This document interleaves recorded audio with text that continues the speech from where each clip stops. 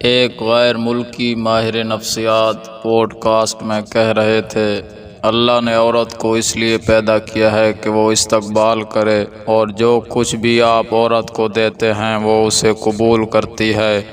اسے 2 گنا کرتی ہے اور آپ کو دوبارہ واپس کرتی ہے۔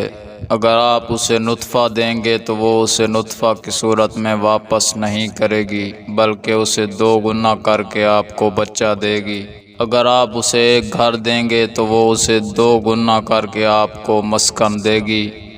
اگر آپ اسے سبزیاں اور پھل دیں گے تو وہ آپ کو کھانا دے گی، اور اگر آپ اسے مایوسی دیں گے تو وہ اسے 2 گنا کر کے آپ کو کئی گنا زیادہ واپس دے گی۔ اور آخر میں انہوں نے ایک بہت معتبر جملہ کہا، اگر آپ کو وہ پسند نہیں آ رہا جو آپ کو مل رہا ہے تو آپ کو وہ بدلنا ہوگا جو آپ دے رہے ہیں، یعنی عورتوں کے ساتھ اچھا سلوک کرو۔